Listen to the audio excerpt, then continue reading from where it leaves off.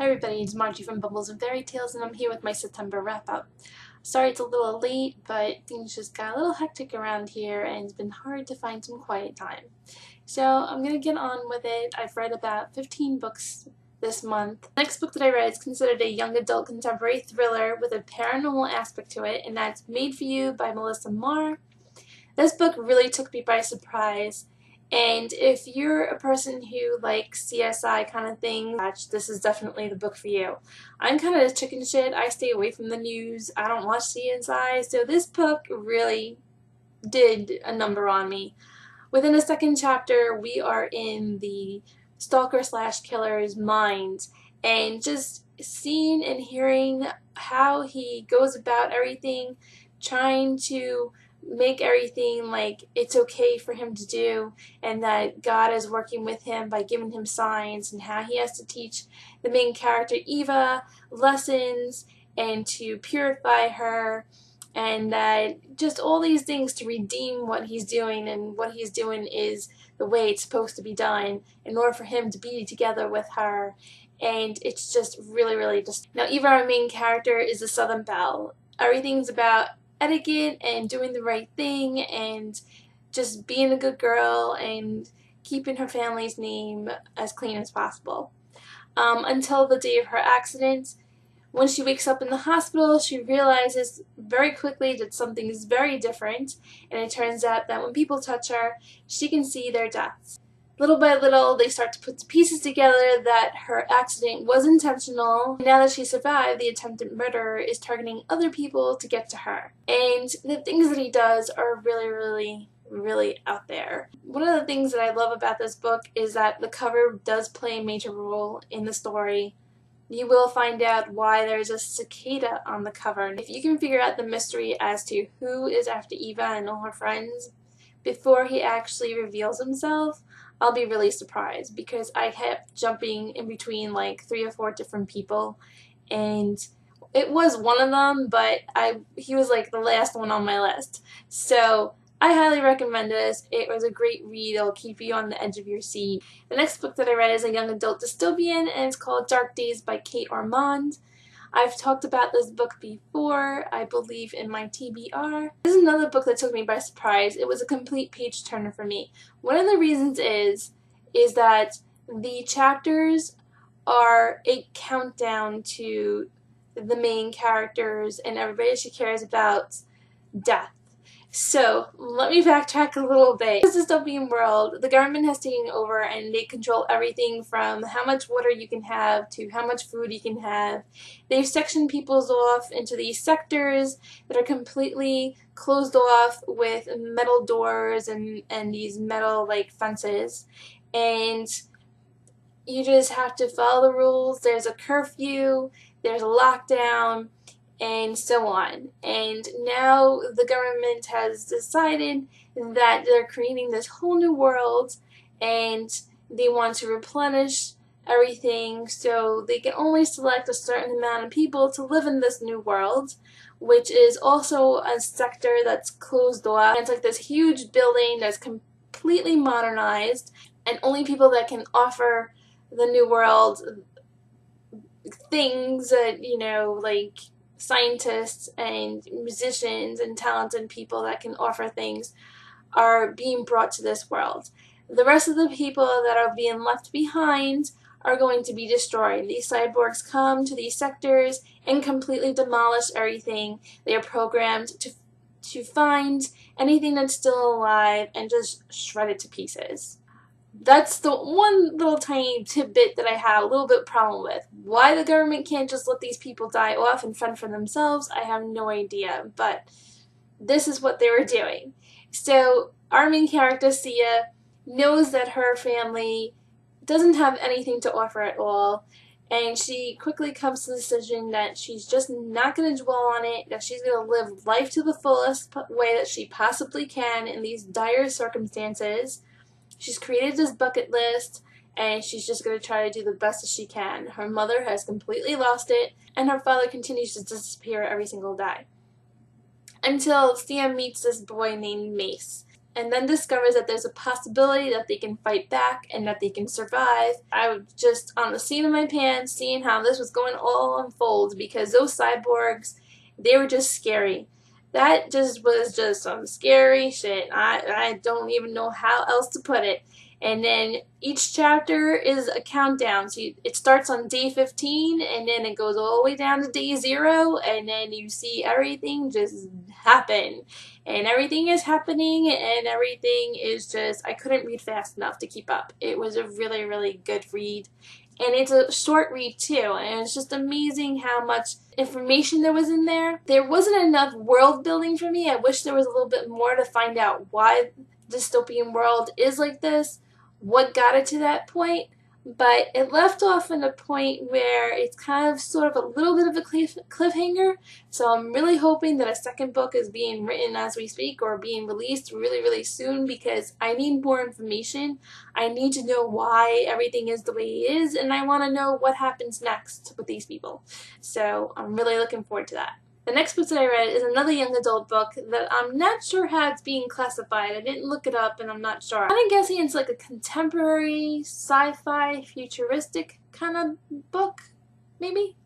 Anyway, it's The Vault of Dreamers by Caragh M. O'Brien. So this book and I have a love-hate relationship. First of all, the main character, Rosie, I couldn't find a way to connect with her.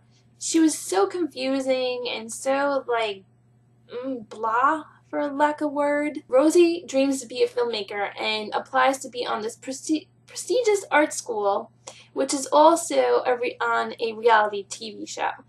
And once you apply and you're accepted, you get on there, but you have to make the cuts. You have to impress the audience, and people vote for you to stay on the show. She hasn't really made an impression on people, and she definitely wasn't making an impression on me. I could not find a way to connect with this girl or any of the characters. The world building, there's not much going on, except the only thing that kept me going is that this school has their weird kind of like classes during the day. Doesn't seem like your typical math and science and whatever, or even regular artsy kind of classes. But every day at promptly 6 o'clock, there's a curfew, they're going to bed, they're taking their meds, they're going to sleep, and they have to sleep for 12 solid hours. Now, whatever these meds are, it knocks them out and puts them in a dreamless sleep, like you don't dream at all. And soon enough, Rosie discovers that something's a little fishy about that. So she skips her medication and decides to find out. A couple of times some people are wheeled away or IVs are put in and things like that. So that little underlying thing was really, really intriguing, but it dragged out so long. And then nothing gets really good until the last like 20% of the book. We start to find things out, shit happens, and then I still didn't connect to Rosie, but the things that happen at the end of the book, the discoveries that are made with what is going on underneath this school are mind-blowing. And the position that Rosie gets herself into and the state that they leave her in and the huge cliffhanger, I'm going to be reading the next book. The next book that I read is a young adult contemporary that also has a paranormal aspect to it, and that's Belzhar by Meg Wolitzer.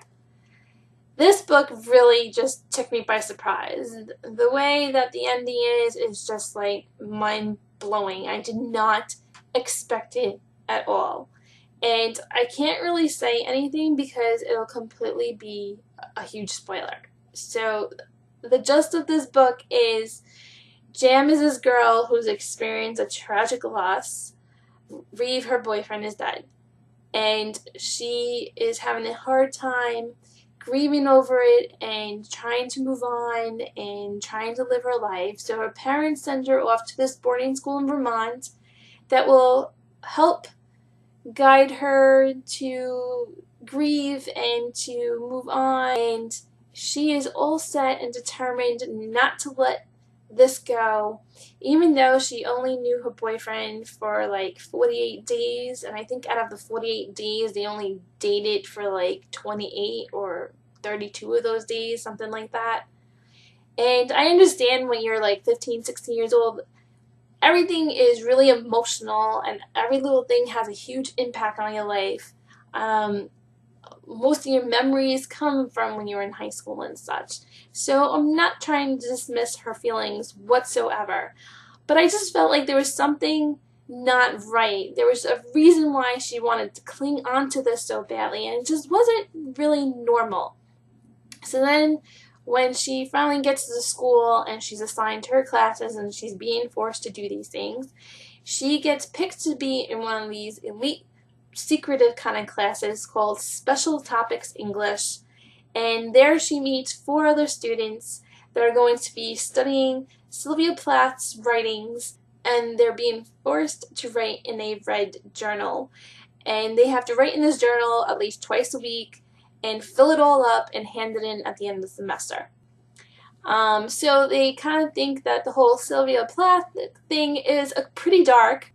It just seems a little ironic to be studying Sylvia Plath at this time. And they obviously, nobody wants to write their feelings in their journal until they discover that there's more to the journal, and that's when Belzhar comes in. And I don't want to say any more about that because then it's kind of spoilery. The other 4 characters that are in her class are what kept me reading this book. All 4 of them were very unique, had strong voices, had really, really good stories to tell. So as the book is moving along, we discover why they're at the boarding school, and Jam keeps putting off sharing her story.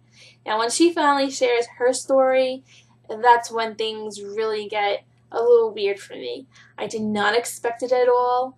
My initial reaction was like, really? Like, that's it?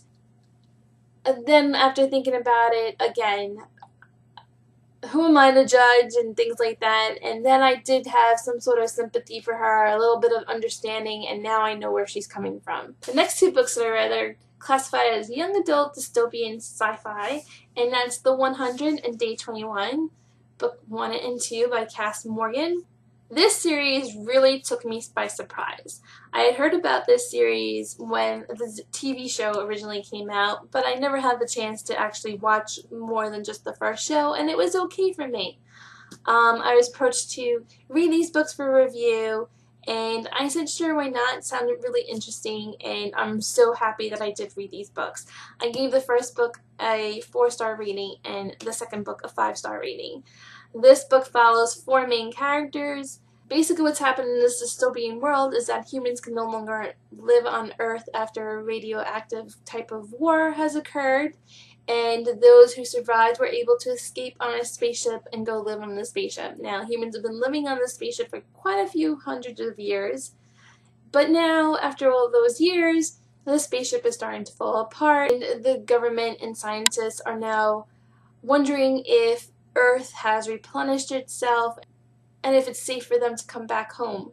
So what they've decided is they've taken 100 of their juvenile delinquents, thrown them on a spaceship, and sent them back to Earth to see what is going on Earth, if it's safe to come back. My reviews of these 2 books are up on my blog. I'll leave the links down below. And I'm excited to say that the author just announced that there is a 3rd book being released in February 2015.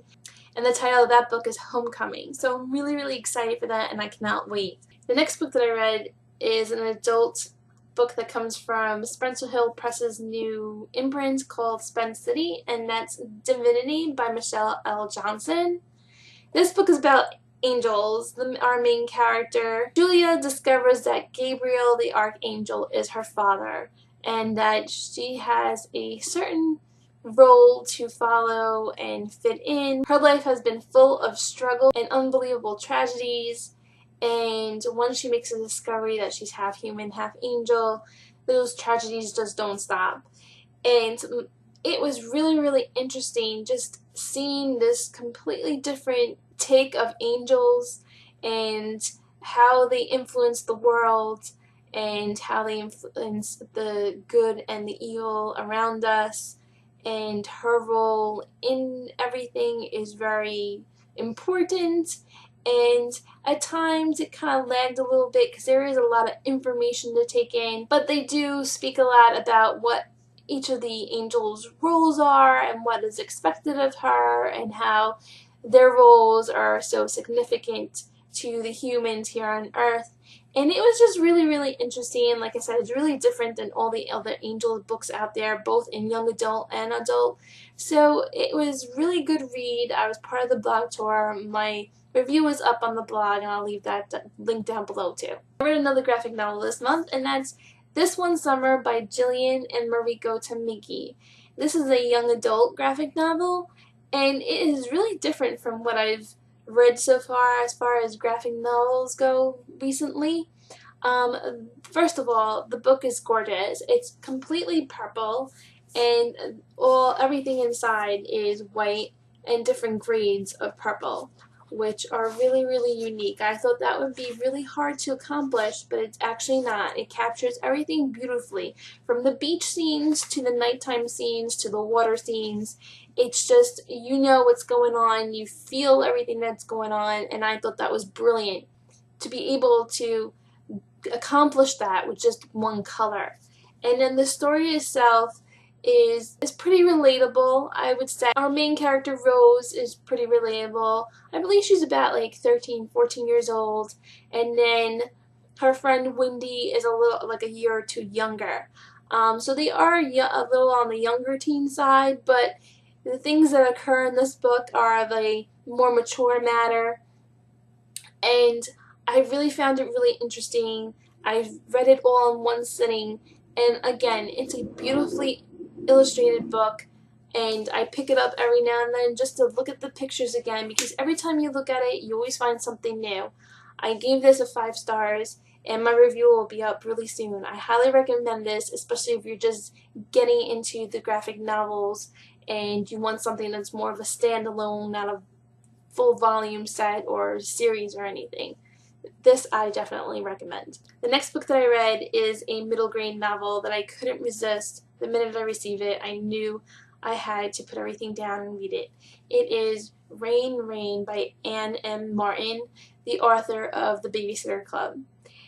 This book, I just have so much love for it. I mean, I can cry just thinking about certain parts that happen in this book. This book is about a girl named Rose who has Asperger's, and she has this dog named Rain, and just the things that Rose has to go through on a daily basis is really hard for some people to understand. People that have Asperger's and OCD, it's really hard for them to stray from their schedules and their routines and what they're used to, and introducing anything new or anything disturbing their schedule can be pretty traumatic to them. In Rose's world, her mother is not in the picture, and her father is trying to raise her, and he's struggling with why Rose is the way she is. He really does not understand how she is, why the school has to have an aide follow her around and help her out. He doesn't understand why she obsesses over things like one of her favorite things is homonyms, and she makes it her goal to find new homonyms and add them to her list, and once her list is too full, then she has to rewrite the whole thing to leave room, and it's all in alphabetical order, and he just doesn't understand her obsession and why she's like this. And one day he finds a dog, and he brings the dog home, and now Rose has a friend, and she fits the dog into her schedule, and she doesn't know how to live life without her dog, and things happen with the dog, and Rose is very set in her ways. She needs to follow rules. Heartbreaking to see whenever she fell apart, and having people around her not fully understanding why or where she's coming from. And it's just all this like character building and the world building, and again, it's Anne M. Martin. She just delivered this so beautifully and really, really gave Rose the perfect voice, and the whole book is from Rose's point of view. The book is basically as if Rose wrote it herself, and again, Anne Martin, she just captured that perfectly. I mean, this book is going to win awards. It definitely is. I give it 5 stars. I've been thinking about this book so much, and I just want to recommend it to everybody. I mean, it's a quick middle grade contemporary read, and I promise you, you will learn something, you will gain something, you will fall in love with Rose and Rain. It's just a brilliant, brilliant book, and I love it. It's definitely one of my most favorite books of this year, if not in the last couple of years. And that's all the books that I read in September. Quite a huge stack. There are a few ebooks that I read too, but I don't have a way to show you the actual covers and stuff, and this video is actually long enough as it is already, so I'll just leave everything down below. Thanks so much for watching, guys, and I'll be back with my October TBR soon. Happy reading, everybody. Bye.